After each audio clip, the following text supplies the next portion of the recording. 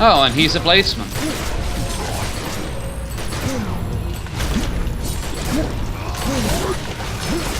First one in Twilight. Maybe the place. Maybe that's where we are now.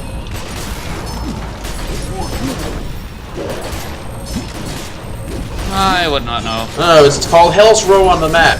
Any case, it's time for this spawn to go the way of the Egyptian ones. Ah, youch. There we go. And the second would be the one over there. Just careful. Ah, he No. saw us. We can't sneak through this guy. Or these two other guys. Yeah, I accidentally hit them. My gun I targeted the wrong dude, sorry. It's okay, Cobra. If anything, it just brought us more party favors. Oh crap, a rift! Keep them off me! We need to close this before more enemies pop out. One dude made it. But we should be able to manage. We can survive this.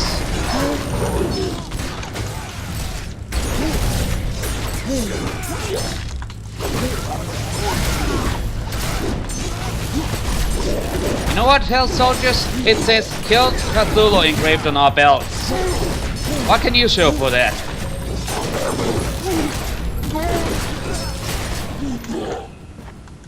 That's right. Alright. Nothing.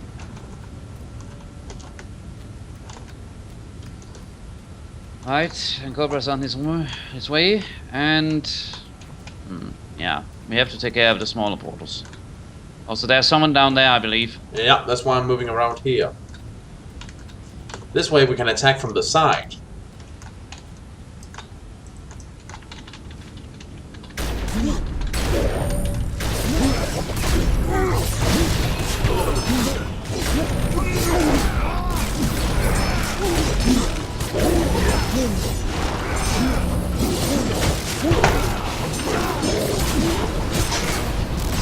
Oh dear.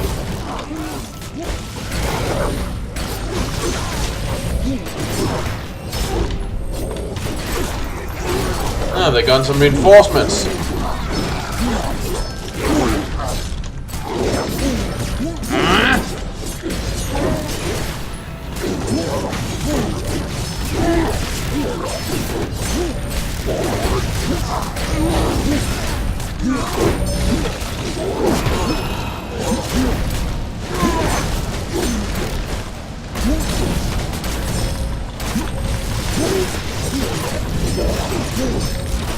There we go.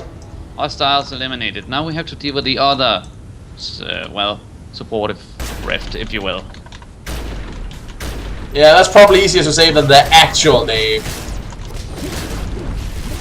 Equilibratorial rift. Okay, stay away from the main gate. Now that these rifts are done for, the main guy is popping up, and we want to fight him on his own, if at all possible. Indeed, just trying to take care of these.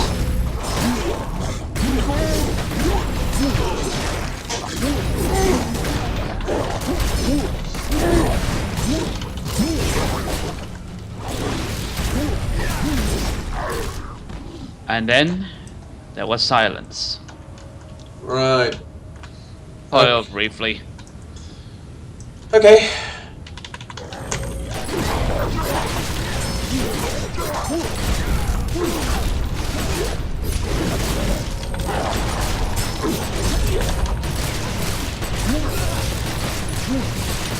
So we finish this guy, and then this problem has been dealt with, at least for now.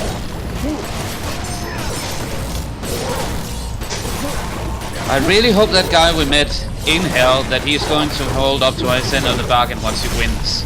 Right. But we'll have to see about that in the second Hell dungeon.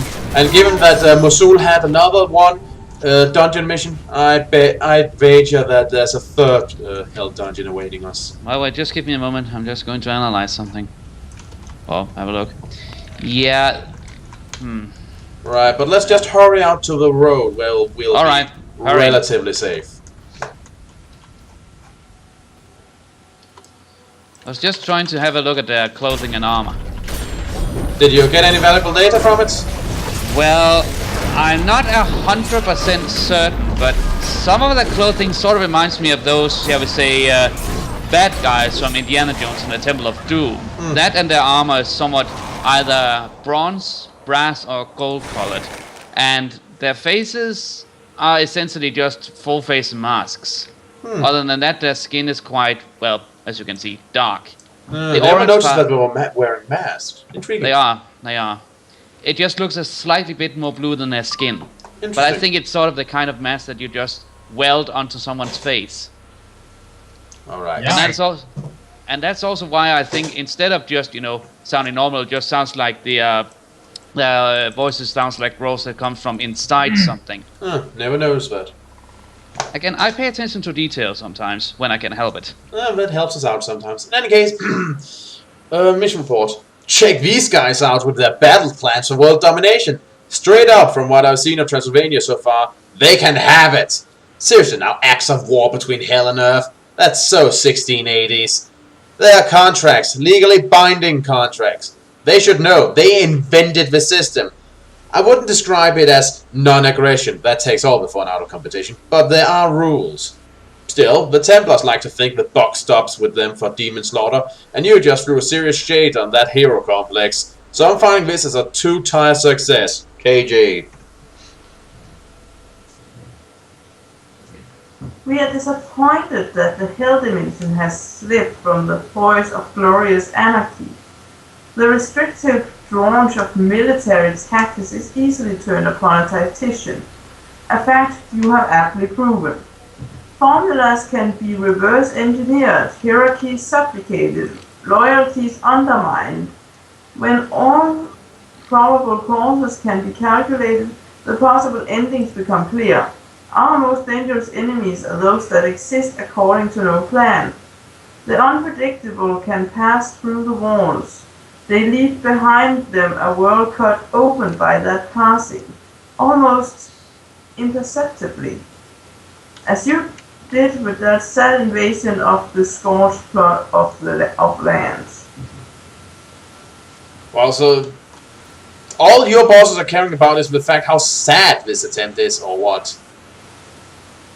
Yeah, pretty much.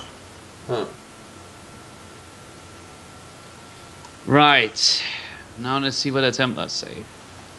At risk of sending the wrong signals, this is interesting news. Of course, an organized demonic front would pose a grave risk to Earth, but the best test of our army's efficiency is to clash with another. This manner of glorious warfare was thought to be a thing of the past. So we welcome the news of your commando victory and prospect of further campaigns against the Harish barony. Our own dear Brigadier holds the one that crippled him in peculiar regard. You see how he ended up. He offers with a grimace that one could hazard was a smile. You know, I noticed when it comes to the whole killing thing, you Templars get eagerly creepy. Just like, oh yes, we can have a war again! Again, that would indeed send a few wrong signals, as Sonic already warned. Well, at least you guys are not starting wars. You just wish somebody else would. So that we essentially have an excuse for saying, okay, let's put on our crusade armor and then just go out and slaughter a couple of demons. Yeah. Are you coming, Givenir? Yeah. Also, I unlocked a new ability I'm going to practice with in the near future. Oh, and I got something called a Signet of Swords. Interesting. Oh, I was just thought something was attacking us. Right. Sorry, it was me being impatient. I apologize. No, it's okay. It's okay. Just like what now? What now? Oh, okay, okay. No problem. No cow on the ice. There you go. Okay. So, oh, he's gathered stuff under the bridge. I wonder if he's a troll. I was thinking the same thing. You're feeble, generic. And we can't take his other mission, and it's not time for his dungeon mission. Alright, let's go back to the Draculesti camp. How many other quest givers do we miss? There's, just a moment. There's, what's his name? There's Milos, and he's the last one. Okay, then let's go talk to Milos. And now we should have completed all 4 quests that is required to get all his missions. Well, I hope so. He's the last one in the area. Indeed. The only one lacking in one would be the one he himself has. So, yeah. Also, next time we engage in combat, I'm just going to test out this new ability, but I can already say now, I want to see its efficiency in combat, but it takes 40 seconds before it recharges, so it's already a no, I'm not going to keep it. Well, I have an ability that recharges every 60 hold seconds. Hold on, wait a second. Yeah. First now I realized Orochi symbol. Oh, you're right. It's the same kind. But I can swear I have seen it somewhere else, but yeah. Oh, there's Noah in here. Ah, Good spotting, Rana. no problem.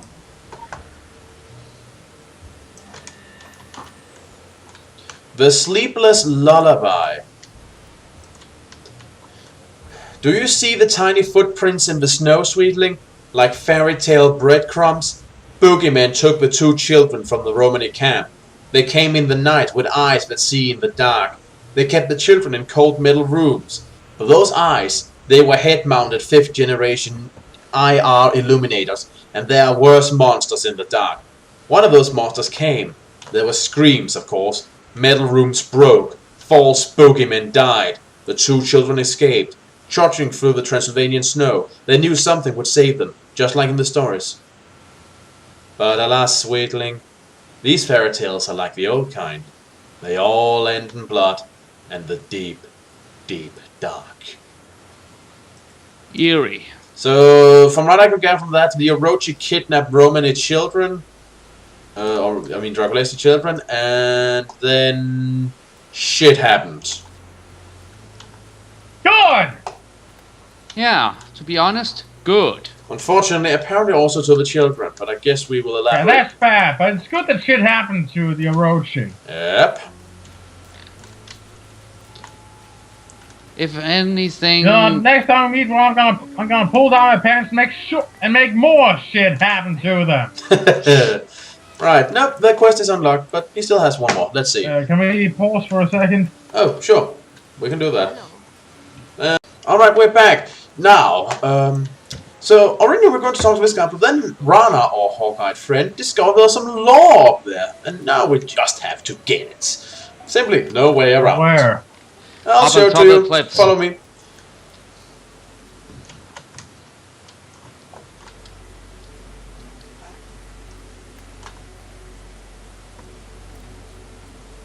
Oh, yeah.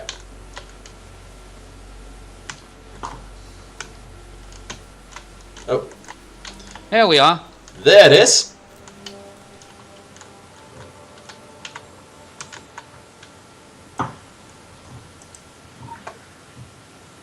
Now let's see. It's about the Draculesti.